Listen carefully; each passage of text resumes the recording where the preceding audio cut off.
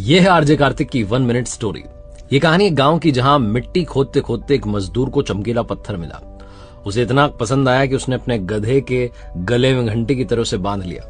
गांव के सेठ जी ने वो देखा तो उससे पूछा कि भाई मुझे दोगे, कितने का दोगे? उसने कहा 1 किलो गुड़ दो, मैं आपको दे दूंगा। सेठ जी ने 50 रुपए का 1 किलो गुड़ उसको दिया और वो पत्थर अपने पास लिया।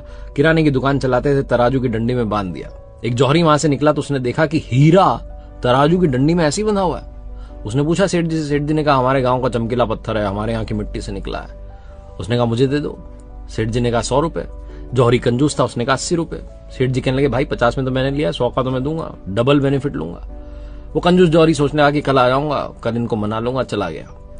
उसी शाम में एक दूसरा जौहरी उस गांव से निकल रहा था। उसकी कार खराब हो गई। थोड़ी देर वो गांव में रुका हुआ था तो उसने देखा कि किराने की दुकान पर तराजू की डंडी में हीरा लटका हुआ है। उसने सेठ जी से कहा कितने रुपए? सेठ जी ने कहा 100 रुपए, 1 रुपया कम नहीं।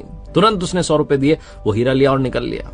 अगले दिन फिर से कंजूस जौहरी आया, आकर के देखता है कि तराजू की डंडी में से हीरा गायब था। उसने पूछा कहां गया? सेठ जी ने कहा आया था, 100 रुपए देकर के तुरंत लेके चला गया।